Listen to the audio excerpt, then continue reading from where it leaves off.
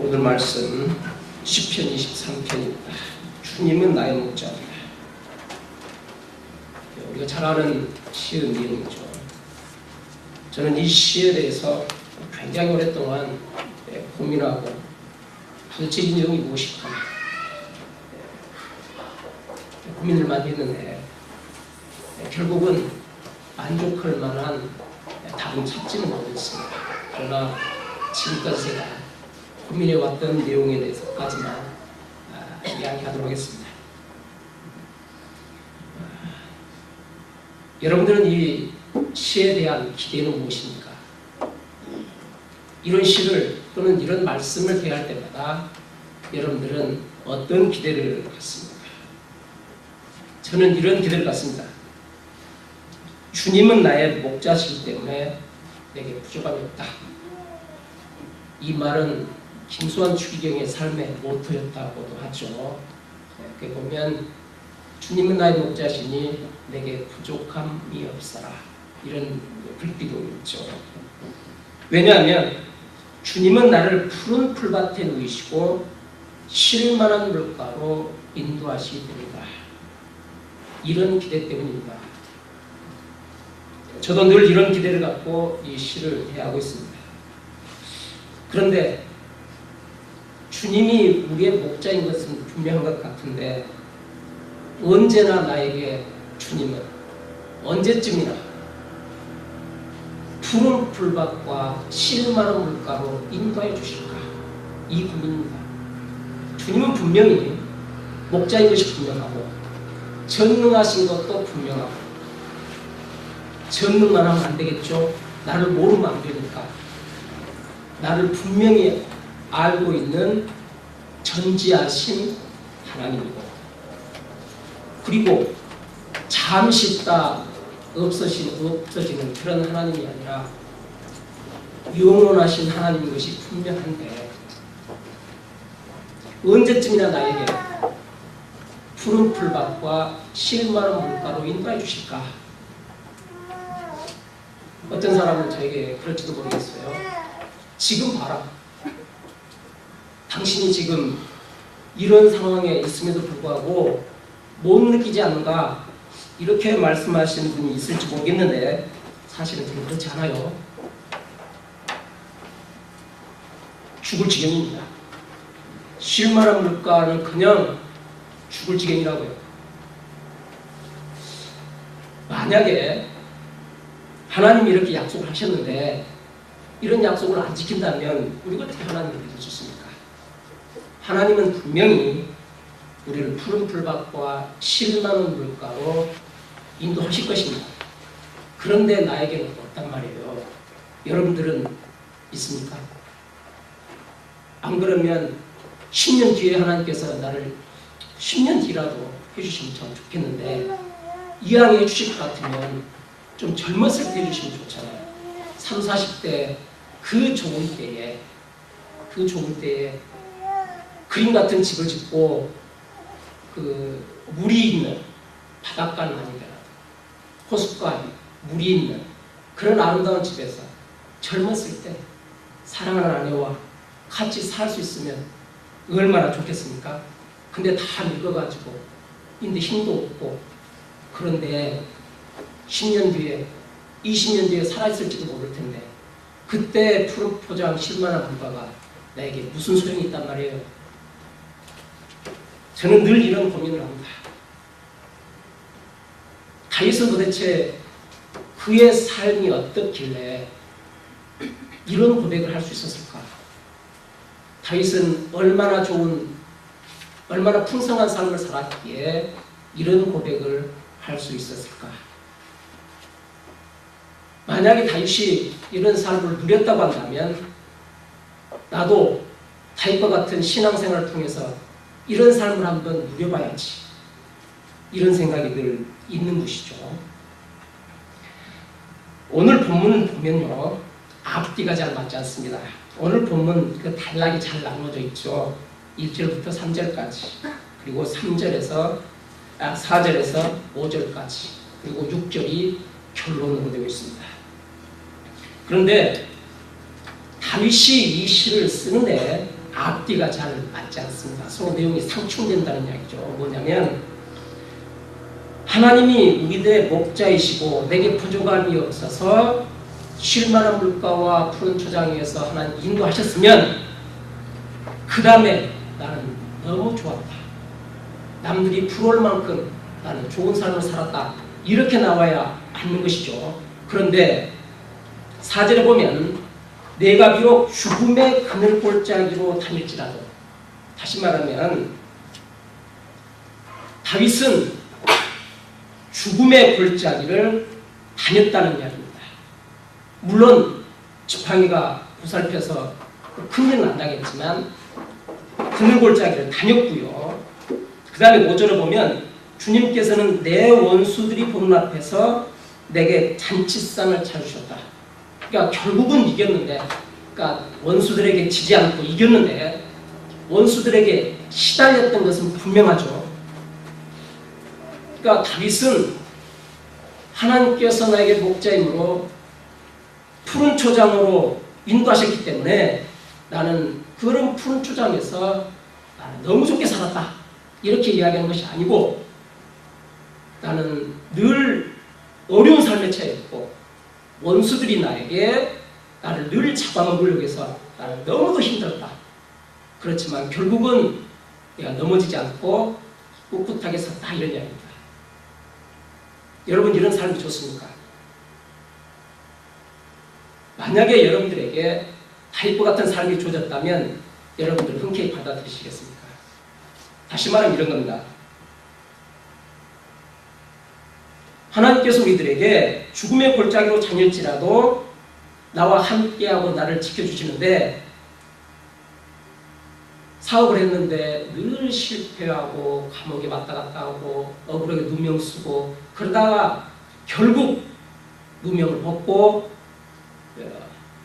사업을 다시 시작하는 게 좋습니까? 처음부터 돈이 많아가지고 이런 신경 안 쓰고 잘 나가는 게 좋습니까? 아니면 내가 죽을 병에 걸렸는데 사람들이 다 못 고친다고 내놨는데 하나님의 은혜로 암 말기에서 하나님의 은혜로 살아났다. 이게 좋습니까? 아니면 나는 전혀 병도 안 걸리고 늘 건강해서 먹는 것마다 다 맛있고 그래서 늘 즐겁게 살았다. 이게 좋습니까? 저는 후자가 좋거든요. 어떤 사람과 원수가 돼서 분쟁이 붙었는데 그 분쟁이 너무 힘들어가지고 죽을 지경이었는데 결국은 대법원에 가서 내가 이겨서 기분 좋다. 이게 좋습니까? 나는 아무 원수도 없고 나는 분쟁도 없고 모든 사람과 친하게 지내고 나는 순조롭게 잘 살았다. 이게 좋습니다. 나는 후자가 좋거든요. 그런데 다윗은 그렇게 이야기하지 않습니다. 다윗은 그의 삶이 제가 보는 다윗의 삶은 한 번도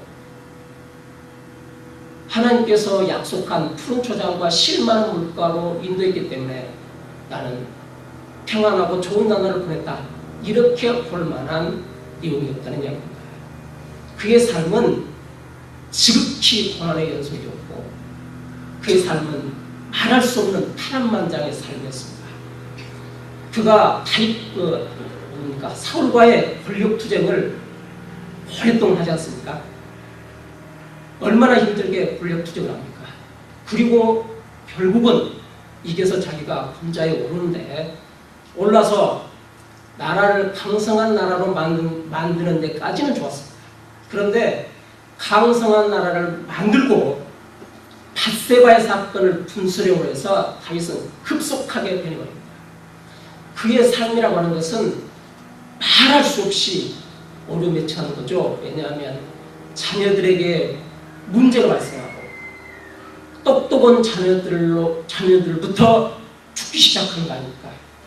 그리고 쓸만하고 마음에 드는 자녀들로 인해서 반란이 일어나고 자식이 아버지를 죽겠다고 쫓아다니고 그래서 어쩔 수 없이 피해 다니고 그리고 그 아들이 죽고 그리고 또 아들이 또 반란을 일으키고 아버지를 죽겠다고 쫓아다니고 이런 다윗의 삶입니다. 물론 다윗이 말년에 이제 너무 늙어가지고 기력이 없을 때 아주 젊은 여자를 품고 잤다. 뭐 이것은 뭐 좋다고 볼 수 있겠죠. 말년에 뭐 그런 복을 누렸으니까 다윗은 그것을 두고 이렇게 고백했지 않은가 뭐 이렇게도 볼 수 있겠지만 저 같으면 그렇지 않겠어요. 젊은 여자를 주려면 일찍 주지. 다 늙어가지고 아무것도 못하는데 그때 줘가지고 품겠다. 이거 무슨 의미가 있습니까? 모르겠어요. 다윗은 좋을지 모르지만 저는 아니거든요. 그렇다면 다윗이 고백한 하나님이 나의 목자이기 때문에 그가 푸른 초장과 실만한 물가로 인도했다는 말은 도대체 무슨 말일까?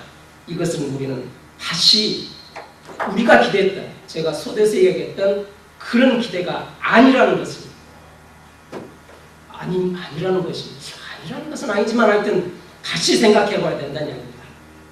다윗은 우리가 잘 아는 대로 목자였습니다. 목동이었습니다.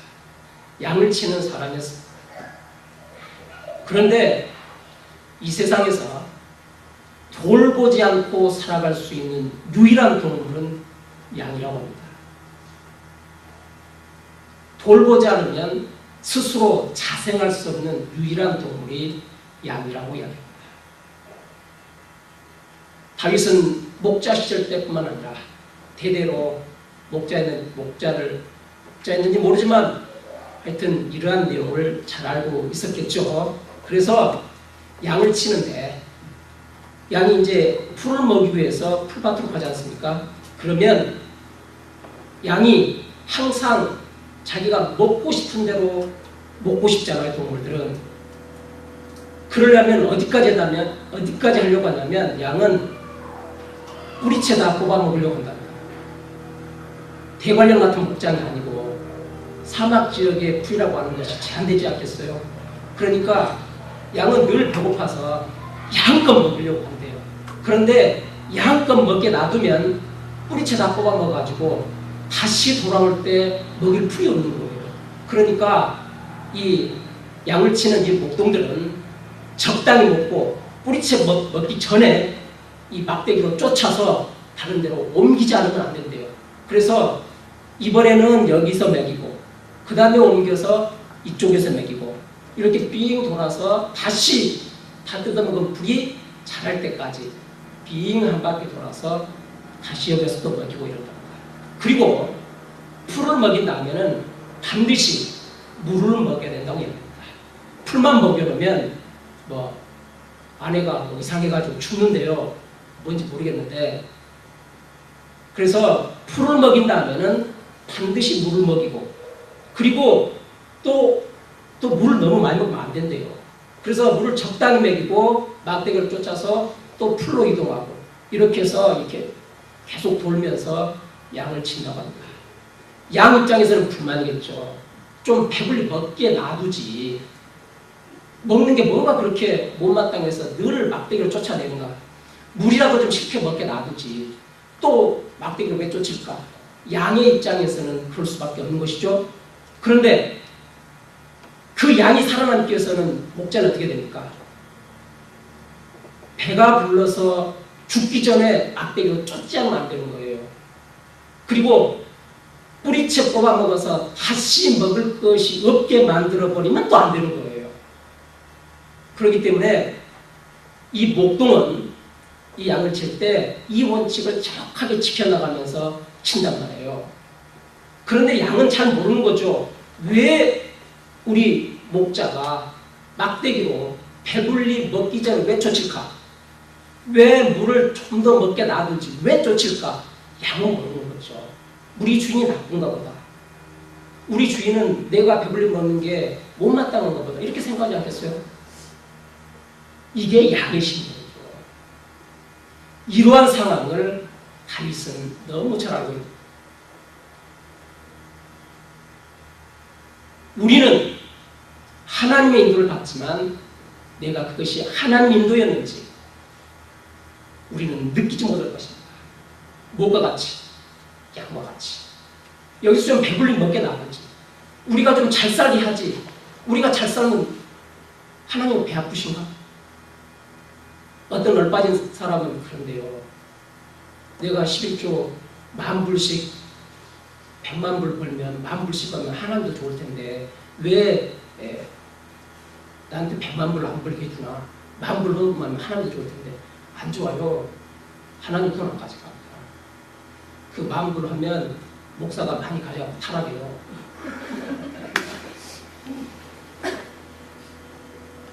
다윗은 옛날 과거에 양치기였던 시절을 회상하면서 이 찬송시를 썼을 것입니다. 그동안 내가 알지 못했다. 하나님이 나를 인도했다는 사실을 나는 알지 못했다. 그리고 늘 불만했다. 왜 일찍이 사울에게 발탁이 돼서 발탁됐으면 미래가 확 풀려야 되잖아요. 지금으로 말하면 이 국방장관이 올라야 되잖아요. 그런데 일찍 발탁해가지고 왜 나를 죽이려고 할까? 다윗은 늘 불만했을 겁니다. 차라리 발탁을 하지 말든지 발탁을 했으면 제대로 쓰든지 했어야 되는데 내가 국가를 위해서 일했는데 그리고 발탁이 됐는데 뭐가 못마땅 해서 나를 죽이려고 할까? 사울에게 쫓길 때마다 다윗은 늘 이 고민을 했을 겁니다. 그리고 결국에는 왕이 돼서 나를 다스려 가는데 왜 하나님께서 나에게 왕을 만들어가지고 내가 사랑하는 아들에게 왜 내가 죽음에 몰려야 되고 쫓겨야 되고 나 죽기 전에 그 똑똑한 자식들이 다 죽어가는 것을 내가 봐야만 하는가? 이런 고민을 했을 것입니다. 했는지 몰라요. 제가 이 시를 고민하면서 그랬지 않았나 상상이 오는 겁니다. 만약에 내가 그랬다면 그랬을 거예요. 왕을 안 하고 말지. 내가 뭐하고 왕을 해가지고 자식들에게 쫓기면서 내가 죽이든지 아니면 내가 죽든지 아니면 자식을 죽여야만 해결되는 이러한 상황에 나는 몰린가. 그리고 그가 인생을 어느 정도 살고 거의 말년에 아마 이 시를 쓰지 않았나 생각합니다. 아, 그렇구나. 내가 그때는 몰랐었다. 그때는 이것이 하나님의 인도인지 몰랐었다. 그러나 결국은 하나님의 인도였구나. 양이 목동의 그 양몰이에 늘 불만이 있고 만족하지 않은 상태에서 따라다니면 죽지는 않지 않습니까? 불만은 있지만 반드시 목자는 풀밭, 다음에 물로, 물 먹은 다음에 또 풀밭, 물론 그것이 풍성한 풀이거나 아주 배불리 먹을 수 있는 풀은 아니지만 목자의 가는 길을 따라가는 한 죽지는 않습니다. 그리고 반드시 푸른 풀밭과 물가로 돈다는 것은 분명합니다. 아, 그렇습니다. 나는 몰랐습니다. 이것이 하나님의 인도였는지 나는 몰랐습니다. 그러나 돌이켜봅니다. 나는 양같이 몰랐었지만 하나님이 나를 인도하십니다. 우리가 상상하는 내가 원하는 그런 삶은 나에게 주어지지 않았지만 하나님께서 내 삶을 인도한 것이 분명합니다. 다윗은 이러한 결론으로 이 시를 써놓고 있습니다. 다윗은 그가 양을 칠 때 양이 자신 스스로 산다고 생각했을지 모르지만 목동은 너무도 잘한다. 나 없으면 애들 다 죽어. 양은 자신이 먹고 자신이 물 마시고 해서 자신이 스스로 살겠다고 생각할지 모르지만 양을 치던 다윗은 잘합니다. 양은 스스로 살 수 없습니다. 그리고 다윗은 뒤늦게 깨달았을 것입니다. 지금까지 내 능력으로 살았다고 생각했는데 그렇죠. 양이 스스로 살 수 없으시 나도 스스로 살 수 없는 사람이었는데 하나님께서 나를 인도했으니 분명합니다. 목동이 양을 풀밭으로 물가로 데리고 가면서 키웠듯이 하나님께서 나를 오늘날까지 이런 식으로 인도를 하셨구나. 뒤늦게 깨닫고 이 시를 썼다고 생각합니다. 주님은 나의 목자시니 내게 부족함이 없으라. 나를 푸른 풀밭에 누이시며 쉴 만한 물가로 인도하신다. 나에게 다시 새 힘을 주시고 당신의 이름을 위하여 바른 길로 나를 인도하신다. 진실로 주의 선하심과 인자하심, 내가 사는 날 동안 나를 따르리니 나는 주님의 집으로 돌아가 영원히 그곳에서 살겠습니다. 라고 하는 아름다운 고백을 우리들에게 남겨놓고 있습니다. 이 고백은 다윗만의 고백이겠습니까? 오늘 우리들에게도 동일하게 요구되는 고백이기도 합니다. 사랑하는 성도 여러분, 다윗만 이런 고백을 하는 것이 아니라 우리도 이와 같은 아름다운 고백을 함으로써 우리가 하나님의 백성이며 하나님을 전폭적으로 의지하고 믿음의 사람인 것을 함께 고백할 수 있기를 주님의 이름으로 축원합니다.